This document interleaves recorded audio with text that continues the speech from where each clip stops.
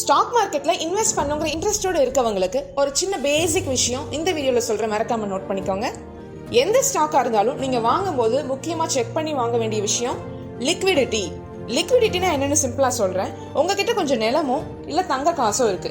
இது ரெண்டுல எதை நீங்க ஈஸியா பணம் பண்ணிட முடியும்னு யோசிச்சு பாருங்களேன். தங்க காசை நீங்க நினைச்சா இப்பவே கொண்டு போய் நகைக்கடையில கொடுத்து வித்து காசாக்க முடியும். ஆனா நிலம் அப்படி கிடையாது. அங்க வாங்குறதுக்கு ஒரு ஆள் இருக்கணும், அதை விற்கிறதுக்கான ப்ராசஸ் எல்லாம் செய்யணும். எப்படி பார்த்தாலும் தங்க காசை விட அது கொஞ்சம் ஸ்லோ ப்ராசஸா தான் இருக்கும். நீங்க நினைச்ச உடனே பணமாக்க முடியாது.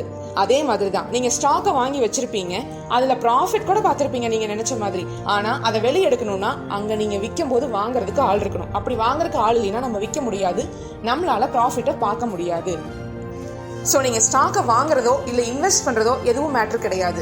நீங்கள் திருப்பியும் விற்கணும்னு நினைக்கும் போது அது உங்களுக்கு கை கொடுக்கணும்னா லிக்விடிட்டியை கரெக்டாக செக் பண்ணி வாங்கணும். லிக்விடிட்டினா வேற ஒன்றும் இல்லை, நீங்கள் வாங்கும் போது விற்கிற கால் இருக்கணும், விற்கும் போது வாங்குறதுக்கு ஆள் இருக்கணும்.